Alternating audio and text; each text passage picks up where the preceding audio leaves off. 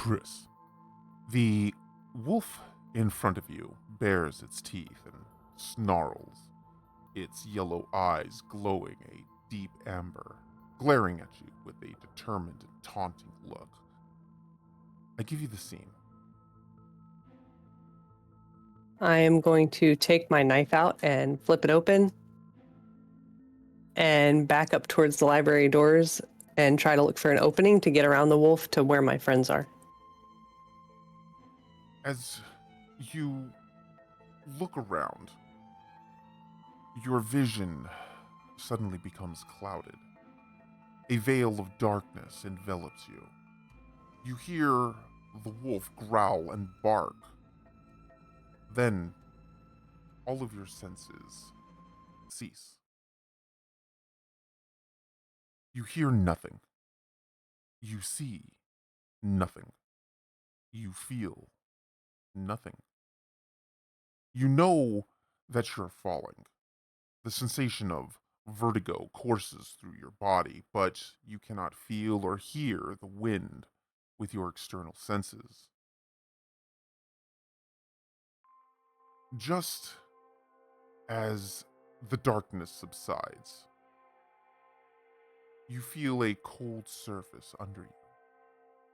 You realize you are on your hands and knees as if crawling. Your backpack has fallen off your shoulder near your fingers, your butterfly knife still gripped tightly in your fist. You are, once again, in the distorted version of the high school gymnasium. The double doors are behind you, the basketball court's in front of you.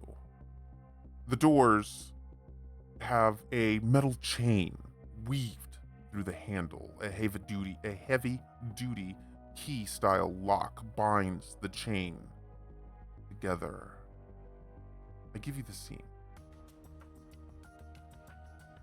I get up off the floor and brush myself off, taking in my surroundings. I notice that the door is locked, so I'm going to turn around and walk through the gym and try to look for another exit and possibly my friends. Guys? Bunny? Cassie? Nathan? As you walk across the gymnasium floor, calling out for your friends, you hear a voice echoing in the empty gymnasium, inside your mind, and more disturbingly, the depths of your soul. Chris. So alone. So tormented.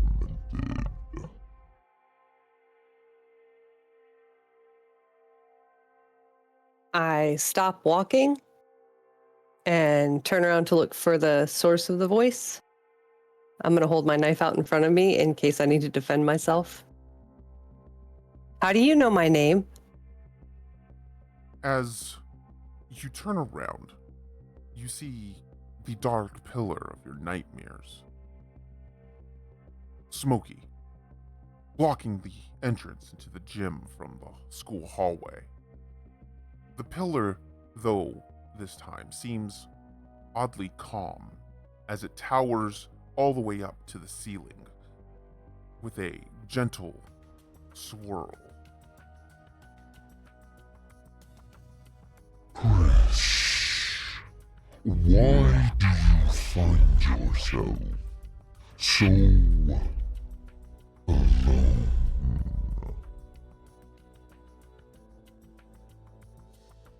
I can feel myself start to panic, so I try to force it down, but I can't stop my hand from shaking. Who are you? What do you want? My name is Malsumis. What I want is for the world to understand and be free. Free? From what? What have you done with my friends? I have done nothing to your friends, Chris. I have only separated you so that you can understand how I can help. The pillar of smoke begins to shrink down from the ceiling, an odd sense of calm and perhaps empathy radiates from it. Now, it is just above human height. I can feel myself start to calm down, and I notice that my hand isn't shaking so bad anymore. Can't you just give me a straight answer? Free from what? Free from all the things that torment you. Free from what prevents you from being whole. Free from your pain, Chris.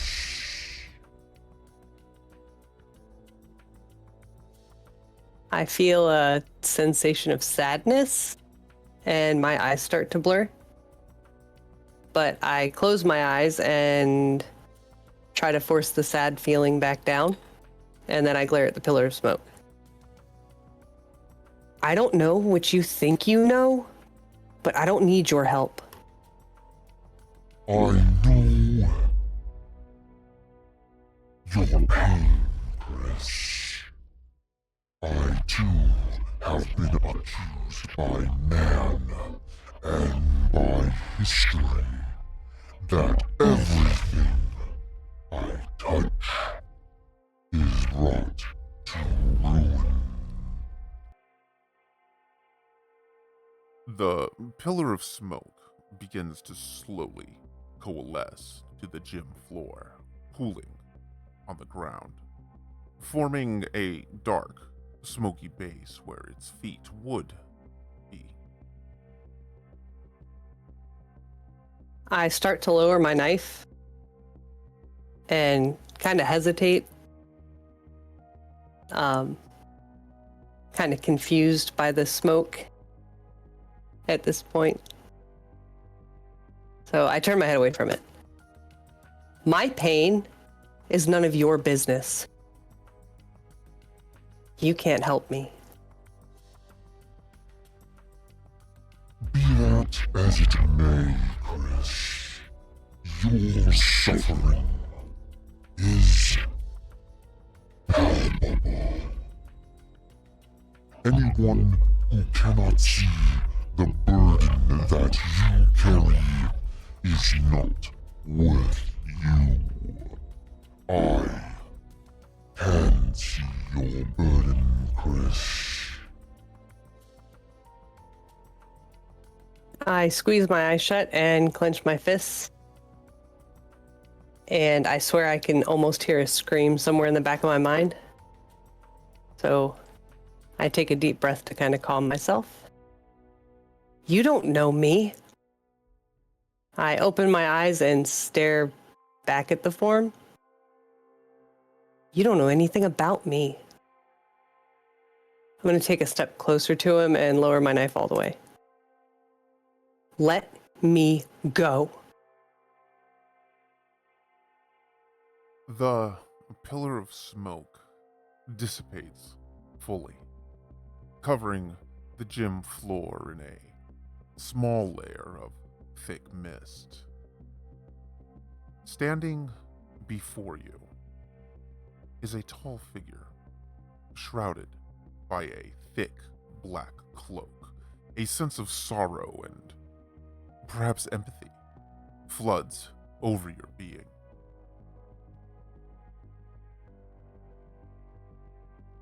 But I do know your pain, Chris. I know your burden.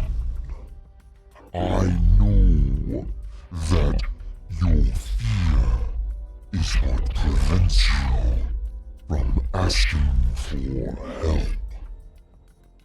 The freedom from your torment is what I offer you, Chris. I feel something run down my cheek, so I reach up to touch it, and I'm confused to see that I'm crying.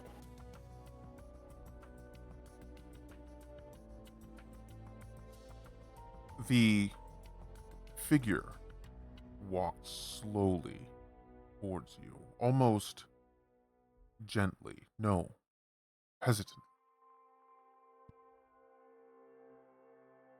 Chris, if you let me, I can free you of all the things that have shredded your soul.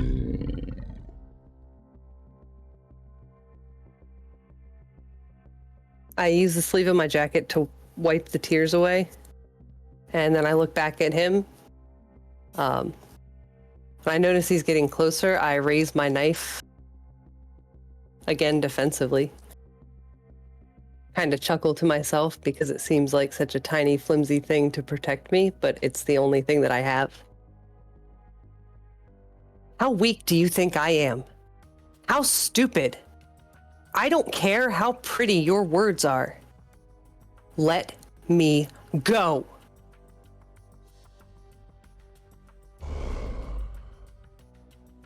As you wish, I shall release you.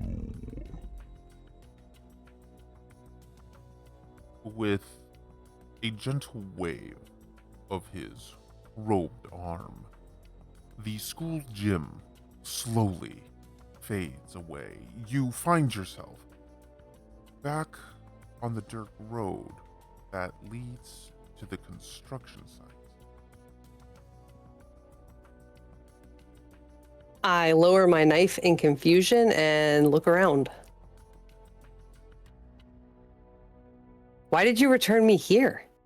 Just to be a dick? I have brought you here, Chris, to free you. As you stand there, pondering your situation, you see Nathan approaching from across the street. You hear him mumbling to himself. I'm gonna run to catch up to Nathan. Hey! What happened? Where is everyone else? As you approach Nathan, he looks up. I know you've read my book, Chris. Why can't you just believe the things that I've written? You know what we've been through. I raise my eyebrow in confusion at Nathan. You want to fight about this now? Where is everybody? What happened to the wolves? Nathan walks past you, his eyes focused on the construction site. I'm gonna chase after him. Hey! Why are you ignoring me? What is going on? Nathan stops on the dirt next to the small gravel drive. He kneels down and begins to inspect it. I'm gonna step up next to Nathan and try to see what he's looking at. As you look down, you see Nathan poking at small divots in the sand. To your confusion and horror, you notice that the small impressions look very similar to the tracks that were left behind by the darkseed plants. Nathan? Get away from there! I'm gonna reach out and try to grab him to pull him back. Your hands go right through Nathan's arm, causing you to stumble backward a few steps as he stands up and looks back towards town.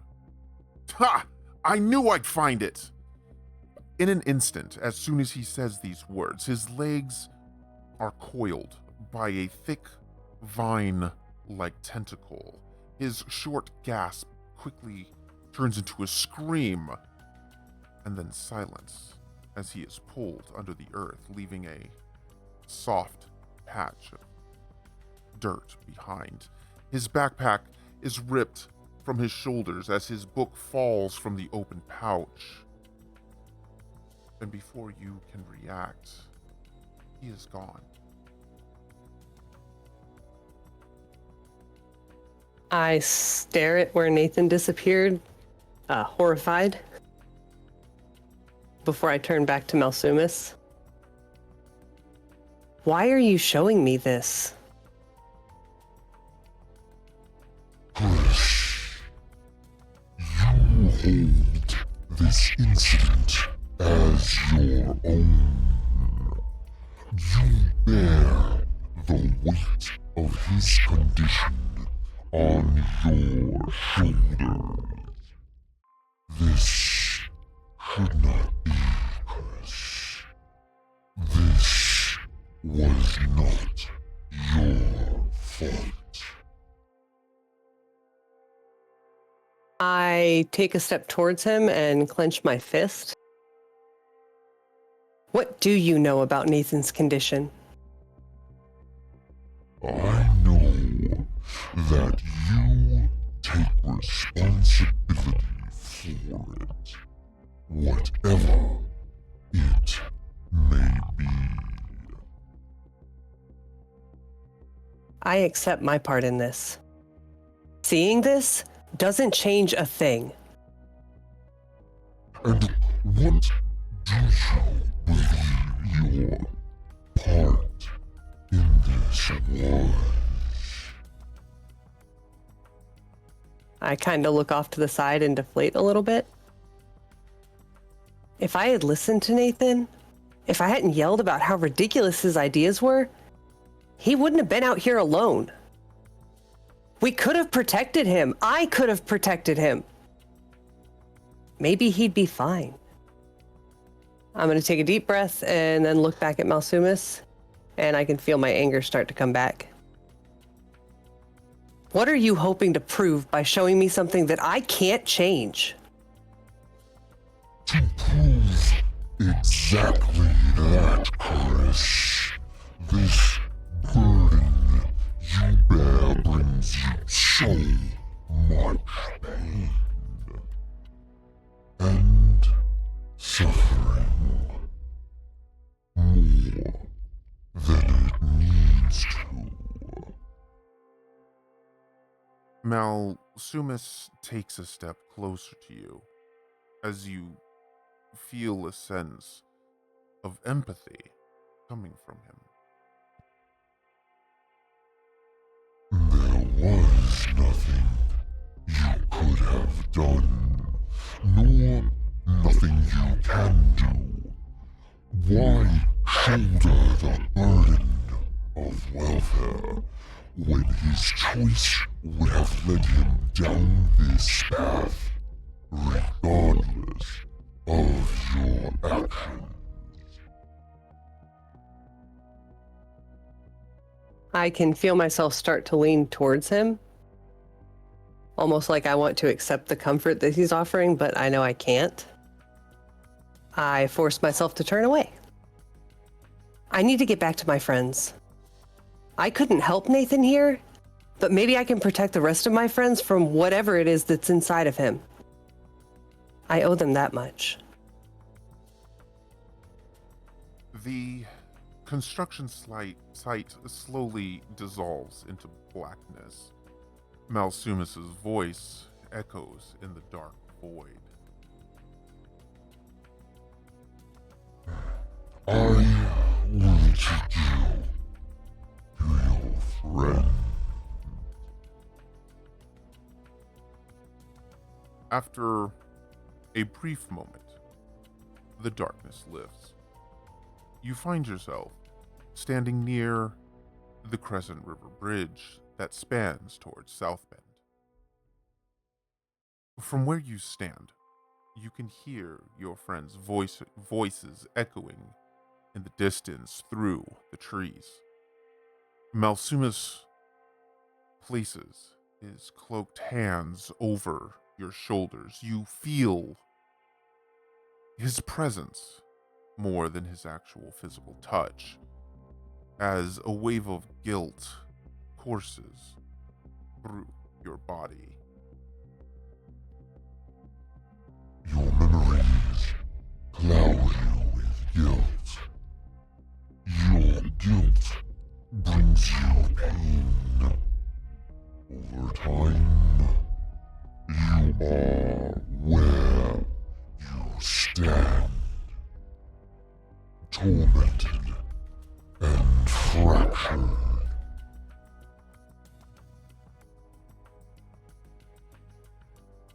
I can feel the guilt start to overwhelm me, but I force myself to pull away from him with some difficulty and run towards the sound of my friends' voices.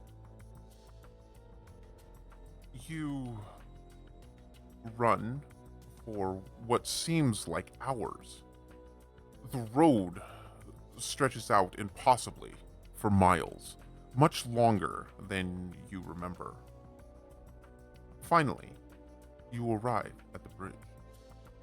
You can see Shaggy to your left, sleeping on the ground, leaning against a tree. Ribbons of police tape flap in the breeze between the tree and the bridge itself. You see Nathan and Soraya pressing into an invisible force, holding them away from the bridge. You see yourself, your elbow locked with Bunny's, a mere 20 feet onto the bridge, your right hand gripping the railing. Malsumus stands next to you as you take in the scene. I'm gonna run down the bridge and stop in front of Bunny. Stop! You have to go back. Please! I turn to look at my past self and beg her to hear me. You have no idea what you're doing. As you plead with the pair, the other version of you grits her teeth as she attempts to hold on to the railing of the bridge. Bunny, on the other hand, looks up, seemingly into your eyes, as she is lifted up off her feet, pulling the other version of you back and to the ground. And in that instant, as if hitting an invisible meat grinder, she is reduced to a dark red mist, coating your friends and your other self with her blood. The resulting silence is deafening as your friends stand in horrified silence. Nature itself is silent, as if in mourning for the loss of your friend.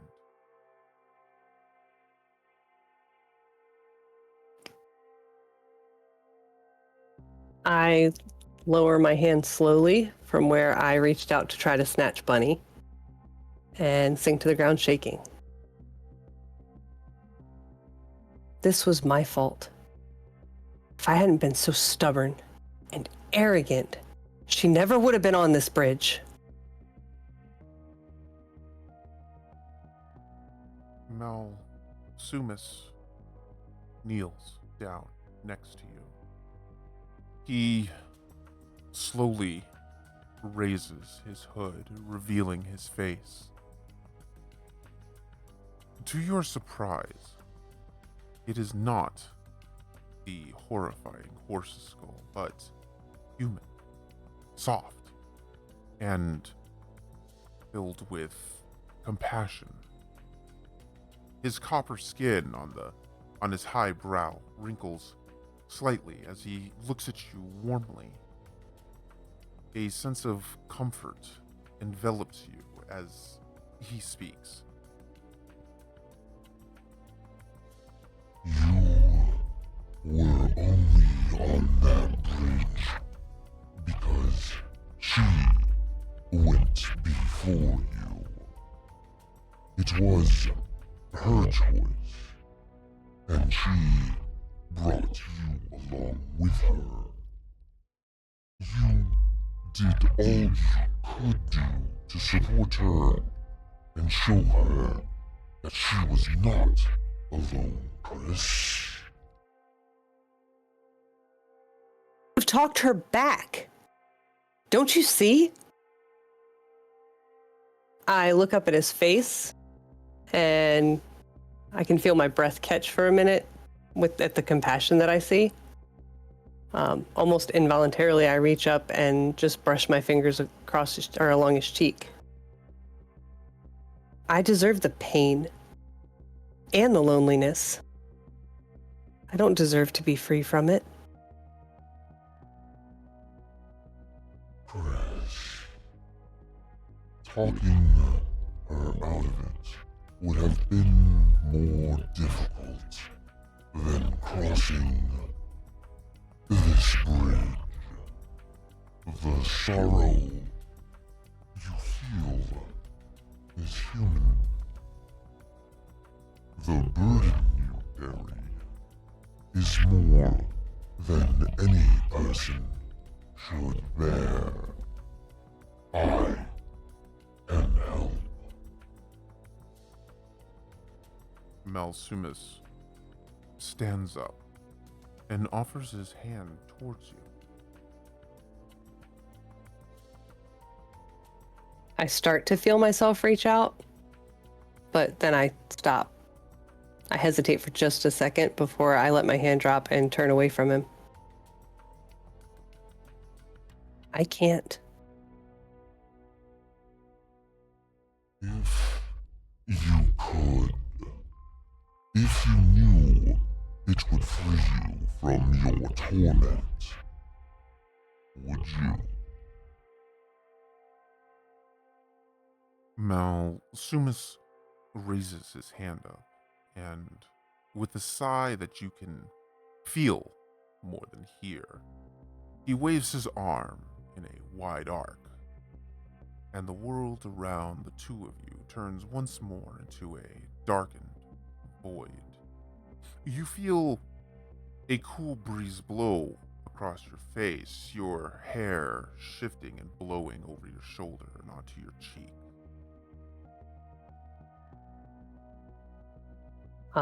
Despite my jacket, I feel myself shiver a little bit, and I wrap my arms around myself to try to warm myself up.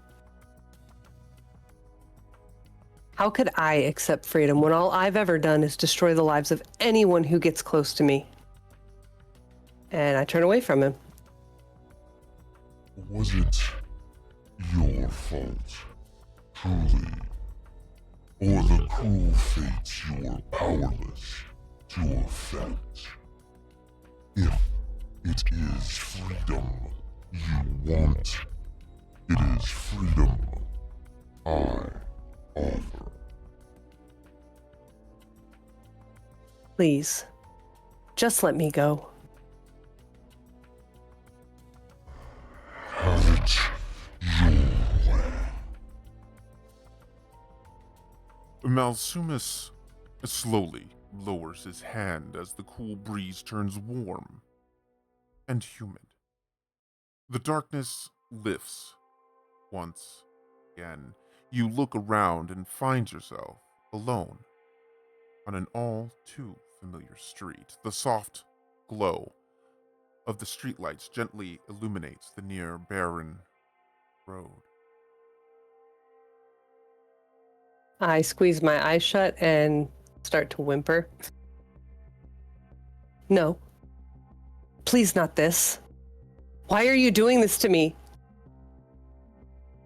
Your question is met with a still silence.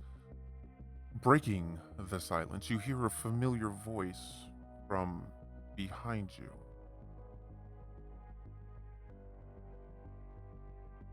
Oh, come on, Lena. That's not fair. And you know it. I feel my head jerk up involuntarily and snap my eyes open. You find yourself staring at your worst nightmare, your biggest regret. This was the night when everything changed for you. On the otherwise empty street, under the glow of one of the street lamps, stands two teenagers, frozen in time, as if somebody had just pressed the pause button on the VCR. He is wearing a t-shirt and a pair of blue jeans. The slightly oversized Letterman jacket accentuates his naturally broad shoulders on his otherwise slim frame. His mousy brown hair is slightly disheveled by choice. This was your best friend from another life. He knew you better than anyone else. I step towards him. I can feel myself shaking. And I feel tears run down my cheeks when I look at his face. I try to reach out to touch him, but my hand just passes right through him. So I let it fall, and instead I turn and look at the girl. The girl has sandy blonde hair pulled up on top of her head in a perky little side ponytail. Her makeup is pristine. She's wearing a pair of high-waisted white shorts and a pink t-shirt that hangs off of one shoulder and a pair of pink tennis shoes to match. Everything about her appearance screams plastic beauty.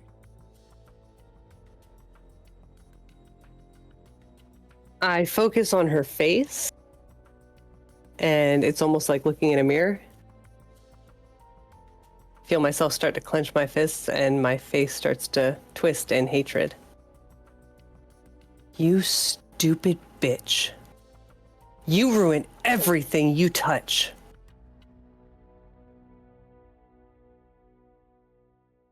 As you finish speaking, it is like pressing the play button on the VCR. The pair begin to move again. The girl speaks. Not fair? Not fair? You know what? You are the most arrogant, selfish, egotistical prick I have ever met. As you look on, you see that Lena snatches the necklace she's wearing from around her neck and flings it into his face. The gold ring attached spins up and clips him in the eye before falling to the ground with a hollow clank.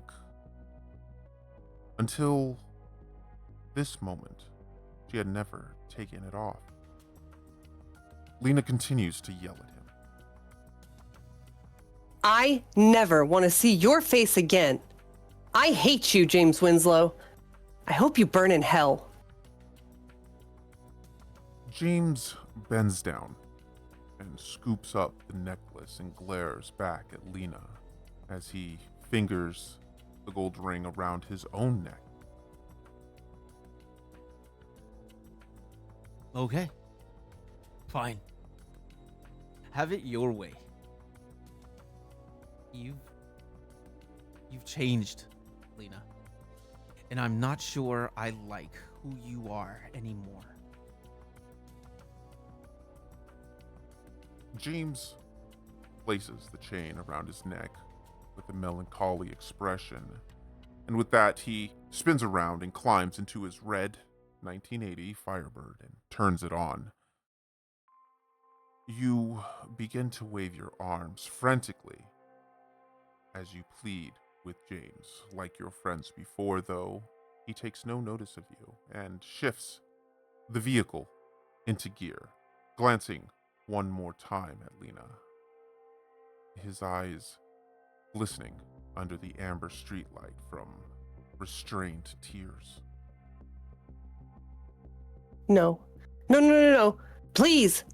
James, I'm so sorry. Please just get out of the car. I look at Lena.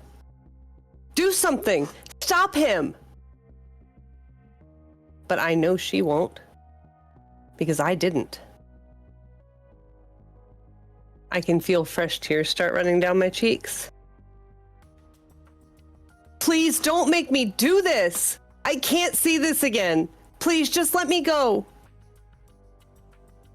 The engine roars to life despite your pleas as James thrusts the accelerator down. The rear tires squawk and screech in protest, leaving hot tracks of rubber as the vehicle lurches forward.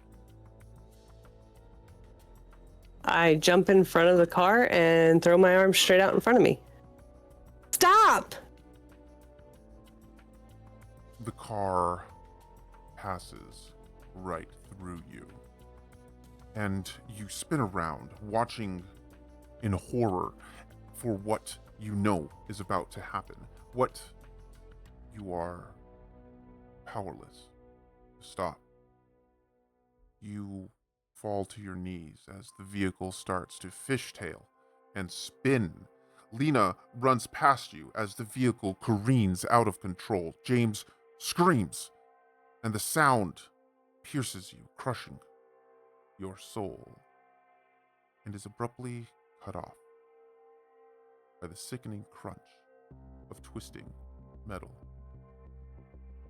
You stare on in defeat as Lena screams for James as she runs towards the car. Watching, unable to turn away from this catastrophe, you see James, just as Bunny did before, lock his gaze with yours, his eyes burning with accusation.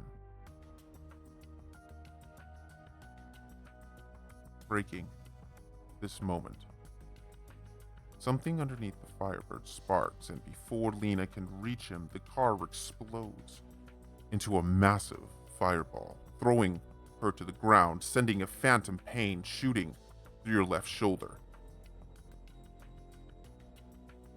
The sound of metal hitting concrete startles you from your grief as the hood of James's 1980 Firebird crashes onto the street in front of you. The black phoenix on the red hood bubbles from the intense heat as the gold outlining burns with a fatal glow. I reach out with my hand shaking to try to touch the car hood. Even though my hand goes right through it, I swear I can almost feel the heat coming off of it. I am so sorry, James. I never meant for this to happen. I feel my heart break, and I feel like I'm falling apart. I kind of wrap my arms around myself in a failed attempt to keep myself together, and drop my head. You sense Malsumus's presence as he kneels next to you once more, your tears falling to the concrete. He wraps his arm around your shoulder in an attempt to comfort you. The mist begins to swirl, but whereas before it was dark and foreboding, it is now almost gray, lighter, cleaner than before. It swirls around you, and the world is shrouded once again, the smoke clears, and you find yourself back in the disjointed gymnasium. I can take your pain, Chris. All you need to do is ask. Malsumus stands up, removing his arm from around you and extending his hand towards you. Hanging from his fingers is a small, fragile silver chain. 2 gold rings hang from the bottom. All the pain, all the torment, all the guilt. If you ask, I will release you from all of it, and you can finally be free.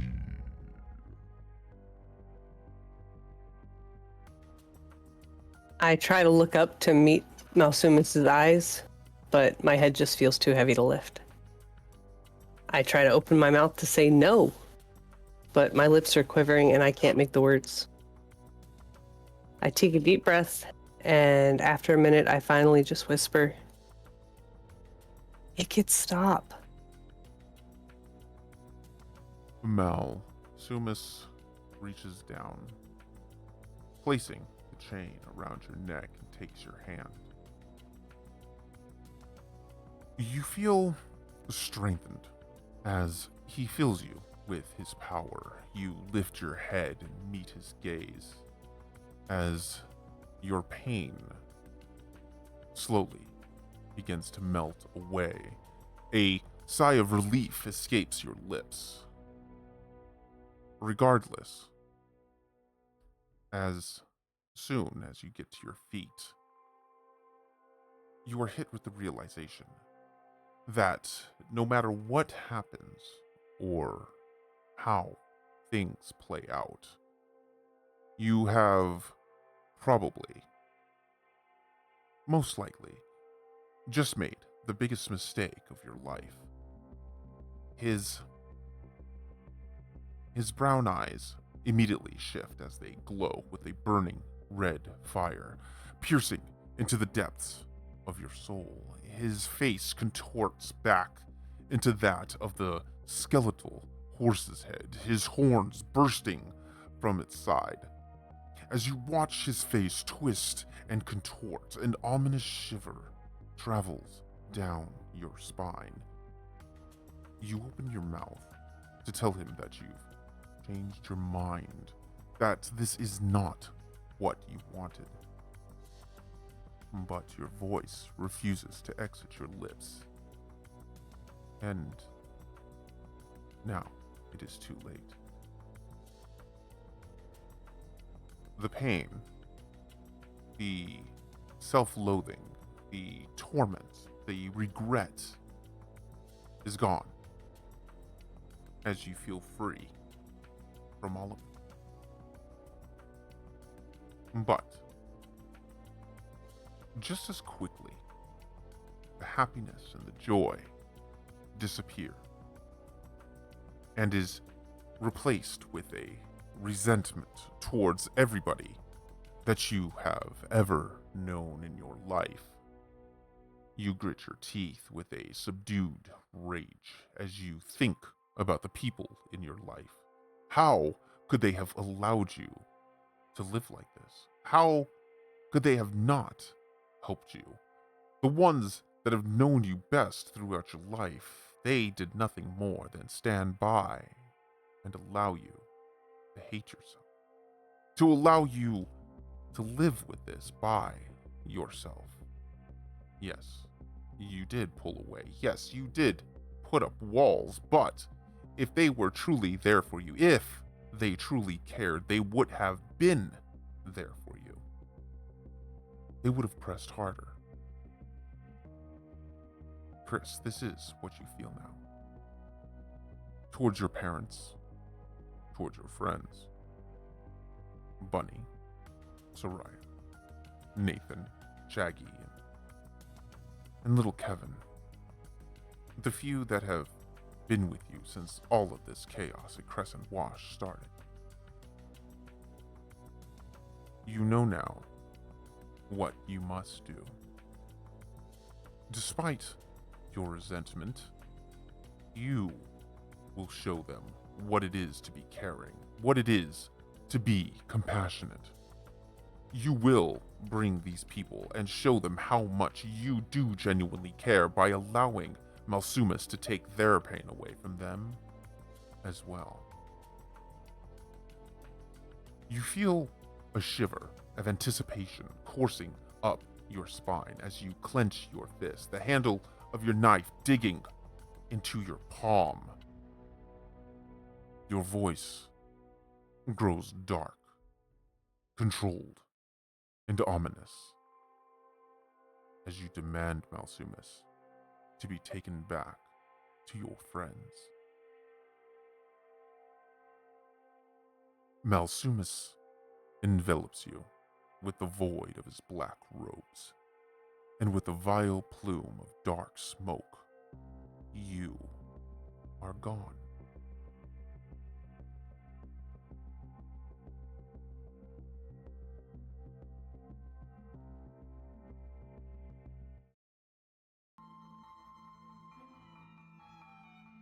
As the world around you begins to emerge from darkness, you hear the snarl of the wolf. It's growling. As if you had never left, the scene comes into focus. Your friends down the steps. The wolves they are facing. The beast in front of you. If only for a moment, appears to retreat, almost cowering as the amber glow dissipates from its eyes. It lowers its head as if in submission or fear. Just as quickly, the moment is over. The amber glow returning to its eyes, its lips curling back, revealing the wicked teeth sheathed underneath. Its claws crack and puncture the concrete of the library steps as it prepares to shred you limb from limb. I give you this scene. I tighten the grip on my knife, lean towards the wolf, and cock my head to the side. I can feel myself start to smirk. Fine. Have it your way.